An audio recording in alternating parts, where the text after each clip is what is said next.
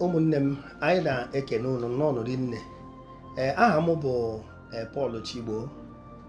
Abụ m onye Nnewi North, Nnewi Local Government Area na Anambra Steeti. Nke mbụ anyị eji ọjị Igbo wee gọọ ọfọ.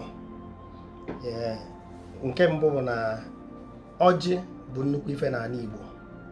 Ọ ife ya bụ ndị Igbo pụta ụtụtụ ewere ya wee kpọkuo Chineke kere ụwa, were ya yọọ Chineke ayịyọ, were ya kwuo okwu ọma n'isi ụmụ anyị, kwuo okwu ọma n'isi anyị nwa na onwe anyị, kwupụrụ ndị mmụọ, kwupụrụ ndị mmadụ. Tata bụ ahịa Orie. Orie bụ mmiri. Tata bụ ahịa Orie. So anyị na-ayọ gị eke kere ụwa, ife abụọ ji Igbo ọ mkpụrụ si n'ana, ana m ife ọma ka ọ bụ, ana bụ ife anyị zodoro ụkwụ.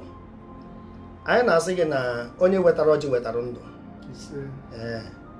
A sị na mmiri ata na amazụ anwụ na ọ dịrị onye ukwu mma ya dịrị onye nta mma.